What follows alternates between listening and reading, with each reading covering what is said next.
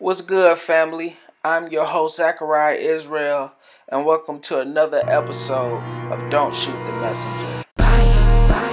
Don't shoot the messenger. Don't shoot. Living this life can't be stressing, bro.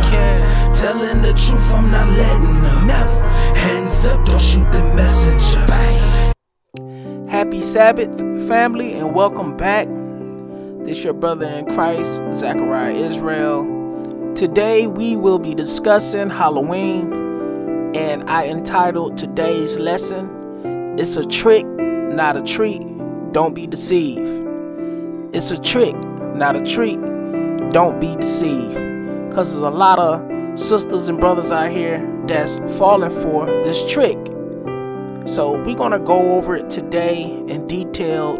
We're going to try to be brief. I'm going to read a few things for y'all and, show y'all the origins of this holiday. I also want to thank y'all for bearing with me. I've been shut down for about 3 weeks. I had to do some upgrading.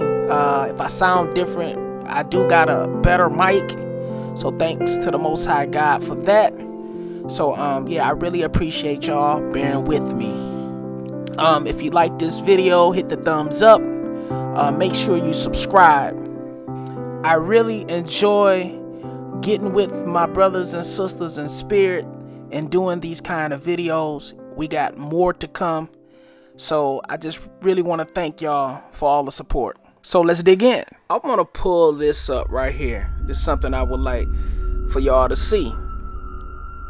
Anything that comes with safety precautions for your children is a red flag. Safety precautions of doing a holiday that's supposed to be fun for your children, and if it's rules like safety rules where you can be kidnapped or molested or whatever, and you doing it, you risking your kids for a holiday so they won't feel deprived or they won't feel left out over some candy, to dress up cute or to dress up in these wicked costumes all over candy, because that's what it's about. It boiled down to candy, something you can go buy at the Dollar General and take home and eat with your kids. So I'm gonna dive right into this. I'm gonna read some of this. Halloween is one of the most exciting times of the year for children, but sometimes hectic for parents and guardians. This Halloween, take a moment to consider basic safety precautions to help make your children's Halloween a safer night of fun. Alright? So this is what they want you to do before Halloween. Choose bright costumes and have children carry flashlights or glow sticks so they are easily visible. Hint: try adding reflector tape to costumes and candy bags. So they want you to basically want your kids to be visible. Okay, that makes plenty of sense, especially on a wicked night like this. You have no reason being out there anyway, if you ask me.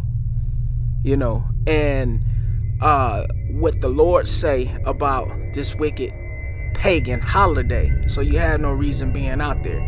But anytime you got to put reflectors and flashlights and all these precautionary measures you have to take, that's a red flag. Let's read a little more. Plan a trick or treat route in familiar neighborhoods with well-lit streets. So they saying, hey, make sure you go to a familiar neighborhood, a decent neighborhood that got well-lit streets. Why? Again, so you can stay visible. All right, so your kids can stay visible, because they know at this time of year, and we're going to get into it, in October, a lot of kids come up missing. a lot of kids come up missing in October. That's one of the biggest kidnap, child abduction times of year. All right, so they know this. Make sure children know your cell phone number, their home telephone number, and address in case you get separated. Consider giving them a cell phone so they can reach you easily. Teach children how to call 911 in emergency. Teach children to say no in a loud voice if someone tries to get them to go somewhere. That right there is a even bigger red flag. And someone would say, hey man, your kid can get kidnapped or sexual molested or you know, something terrible can happen to your kids anyway. And that is true. But in a time of year like this, in this wicked holiday, when all these witches are out, which there are real witches and sorcerers, we're gonna read about this in the Bible, and all these evil spirits are out there this time of year. Okay, they looking for people to sacrifice, looking for children to sacrifice. We're gonna talk about that. They looking. Some people are looking for organs. Okay, it's people out here, rich people out here that's looking for children organs and that need body parts and all kinds of stuff. Man, this stuff happens for real. This is not just in the movies. Okay, it's people on organ donor lists all the time, waiting for people to die, waiting for people to get murdered so they can take one of your kids' organs. Okay, so this stuff happens for real. The elite, the rich, the ones that's empowered, they got money, is waiting on parts and stuff so they can increase their living and increase their time to be here on this earth and to remain wicked, because they know their time is about up. The Most High is finna get ready to come back. I'm gonna read this from the top of this section again, and I want y'all to really digest this. Pay attention to the words. Teach children to say no in a loud voice if someone tries to get them to go somewhere, accept anything other than a treat, or leave with them. Tell them to try everything they can to escape, including yelling, hitting, and kicking. So, they telling you all this can happen. All this can happen before you go out. This can happen during you go out. Okay? But they giving you these rules, these safety tips. So evidently this has happened before. Okay, man, you got sex offenders out here that be roaming around. Everybody is coming out. Everybody is on a prowl. They lurking. All right, you got all kinds of devil worshipers, all kinds of wicked people that's out, and you subjecting your children to this wicked holiday and this evilness. Okay, so now I'm gonna jump over to the next section on Halloween. This is what they want you to do on Halloween. Make sure older children take friends and stay together while trick or treating. Okay, never send younger children out alone. They should be with a parent, guardian, or other trusted adult. So it's basically saying, hey, if you younger, you need to be with a parent, a guardian, or somebody trusted, of course. And it's also saying, make sure older children take friends and stay together while trick-or-treating. So all you older guys and all you older girls are out here saying, hey, we can do it. We grown. You know, ain't nobody gonna do nothing to us. Hey, they'll get you too. Okay? All you ghouls and goblins and all you Walking Dead people that think you tough, or you Wonder Womans and Batmans and whatever you're dressing up to be. Okay, they'll grab you, snatch you up, throw you in the trunk, take you off, sodomize you, kill you. They'll do everything to you as well, and you'll become a human sacrifice. So this is very serious. This is not no game, and it's not worth it. Okay, let's read a little more. Always walk younger children to the door to receive treats. Okay, so back in the day when we was coming up, you know what I'm saying, they was putting razor blades and poison, and they was doing all kinds of wicked stuff. Okay, they was doing everything with your candy. Why trust people with food, strangers? Because that's what they are. You going up to strangers, and you going up in these strange neighborhoods, or hey, it could be a neighborhood that you know. People snapping every day, man. Okay, it's just wicked people out here. Why trust them to give your children, or to give you a kosher piece of candy? All right, they can do anything to your food. All right, so I just want to let y'all know this, man. Some people take this holiday serious, especially the ones that worship the devil. Why would they give you something kosher, or something good? They evil, they wicked. Okay, you eating all this candy, you don't know who gave you the bad piece of candy. Alright, let's read a little further. Okay, don't let children enter a home unless you are with them. What? I don't care if I was with my kids. We ain't going off up in nobody's house. That's just period. Man, hey man, y'all better wake up.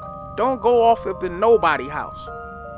Don't take your children in nobody's house. Don't trust nobody like that. Alright? They, man, pull you up in the house, you and your kids.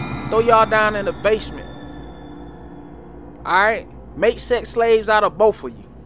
And let's read a little further. Be sure children do not approach any vehicle, occupied or not, unless you are with them. That's another common sense one. Okay, that can happen in everyday life. Any of this stuff can happen in everyday life. But why subject your kids for this to happen on this wicked holiday over some candy? It's not worth it over the candy, y'all. It's not worth it over no costume. Okay, every holiday have a market. All right, Halloween, costumes and candy. Christmas, food, gifts, candy, everything. All right, lights, all kinds of things on Christmas. Okay, New Year's, the firework industry. Valentine's, candy, costumes, lingerie, champagne. Y'all get where I'm going? Okay, Easter, candy. I mean, every holiday have its market. All right, its market to make billions of dollars off of you. Y'all understand that? So it's not worth it over candy. And first and foremost, not worth going to the lake of fire, disrespecting the Most High and His commandments. Now that we got a common sense understanding on why you should not celebrate this pagan holiday, let's turn to the book of Jeremiah and see what the Most High God say. The book of Jeremiah, chapter 10, verse 2. Thus saith the Lord, learn not the way of the heathen, and be not dismayed at the signs of heaven, for the heathen are dismayed at them. So the Most High is saying, hey, don't learn their ways. Don't learn the other nation ways, and don't be dismayed. Don't be shocked. Don't be concerned about what they are doing. All right, let's turn to the book of 1 John. We're going to start at chapter 4, verse 1. Okay, read. Beloved, believe not every spirit, but try the spirits, whether they are of God, because many false prophets are gone out into the world. So you got a lot of false prophets out here, preachers, teachers, friends, moms, dad, family members that's telling you, hey, it's cool. You can go out and trick or treat. Okay? You can go out and do this wickedness. We're going to do it safe. There's nothing going to happen to you. Don't listen to those people. They are breaking the commandments of God. So, because many false prophets are gone out into the world. So that's what they're telling you. And you can also precept it with Matthew 7 and 15. Read. Beware of false prophets which come to you in sheep clothing, but inwardly they are raving wolves. So this precept right here is breaking it down. Hey, they might come to you like, oh, it's okay, everything is gonna be all right, and hey, you can do this. We just doing it for the kids, and we can trunk or treat. We're gonna do it at the church. Don't listen to that BS. All right, because they coming to you in sheep clothing. They want you to participate in what they're doing, and they ain't following the commandments of God. So actually, Matthew 7 and 15 go great with this breakdown right here, because it's costumes. People coming to you as sheep, but they really wolves. Let's continue. Proverbs 4 and 19. The way of the wicked is as darkness. They know not at what they stumble. So this precept right here is saying, hey, the Most High is telling you, they know not what they do. They in wickedness. They stumbling around in darkness. It's just like you in a dark room and there's no light. All right, you walking, you stumbling, you falling over toys and clothes and tripping over chairs and all kinds of things. Because of the way of the wicked is as darkness. So they cannot see, because they in darkness. They ain't dealing with the light. So you want to come up out that darkness so you can see and understand that you are breaking commandments of the Most High God. So it's a lot of people in the world that's saying, hey, we just doing this for the kids. We want the kids to go out and enjoy themselves. You know, do a little trick-or-treating, you know, dress up in nice costumes. It's all fun and games. And why people like you gotta come and ruin it for the kids? No, this is not for the kids. Okay, you might think that you're doing it for the kids, but you actually celebrating and worshiping a false god. Okay, that's what you celebrating and worshiping. The god of the darkness, the Lord of darkness, and his name Samhain. Y'all check this out. Samhain, Lord of darkness. Samhain was known in Ireland as the Lord of Darkness.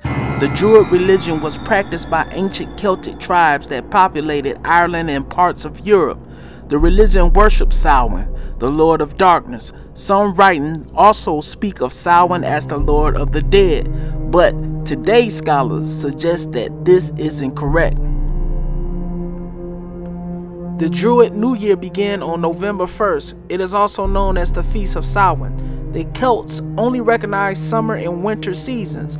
Literally translated, Samhain means summer end. At this time, the hours of nighttime were growing significantly over the hours of sunlight. Hence, Lord Samhain reigned over the long winter months as the influence of the sun god in the summer season, Beltane, proceeded. Samhain influence grows with the increase in the hours of darkness. He can only roam the earth during hours of darkness. The Druid New Year's Eve was Halloween, also called Hallowmas. The Druids believed that on this night, all of the people who died in the past years would rise up and search for the passageway to the netherworld.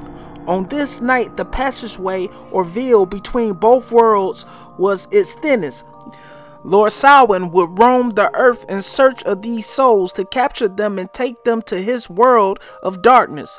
To this day, some people put lights in their windows to help the dead find their way and keep Lord Samhain away from taking them. The Druid religion, dating back to about 200 BC, had priests and priestesses. These musicians, soothsayers, or wizards filled the most important roles in Celtic culture. Pause right there. Speaking of soothsayers and wizards, let's pull some scriptures on that. The prophet Micah spoke of these soothsayers. Let's see what God is going to do to these fortune tellers, because that's all they are. A soothsayer is a fortune teller. Read. The book of Micah, chapter 5, verse 12. And I will cut off witchcrafts out of your hand, and you shall have no more soothsayers. So if you're dealing with witchcraft, soothsaying, fortune telling, sorcery, all that type of stuff, man, you're not going to God's kingdom. You're not going to be able to make it. Okay, where was I? All right. At the time, the Celtic tribes were close to nature.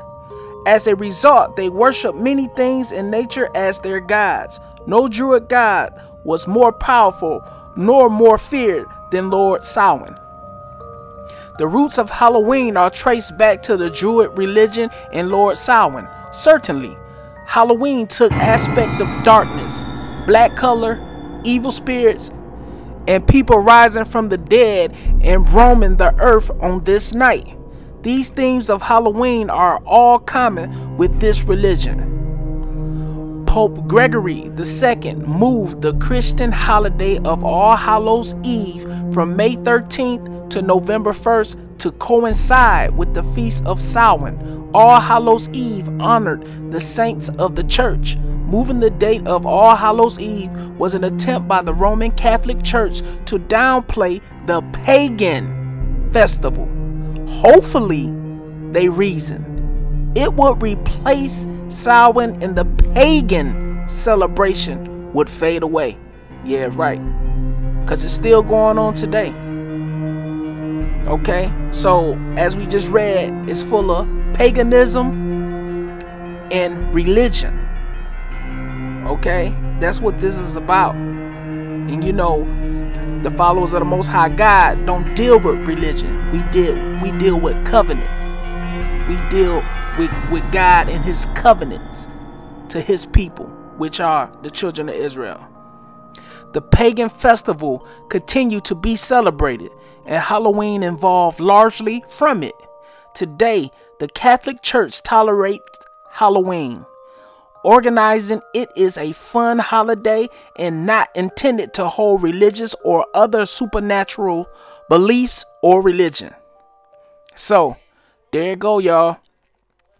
You see the evilness, the wickedness in this holiday which they celebrate called Halloween. The children of the Most High God is not supposed to be involved in this wickedness. It's full of paganism. It's full of idolatry. Okay, it have its own God. So it's just wicked all the way.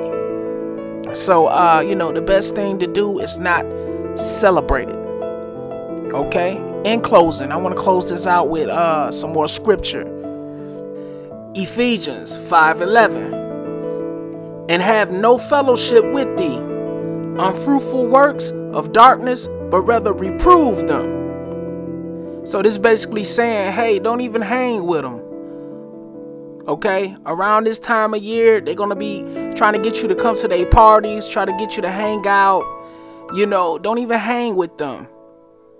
Okay, don't fellowship with them, because it's unfruitful works of darkness, but rather reprove them.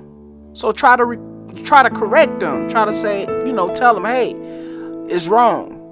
Don't celebrate Halloween. Don't fall for it.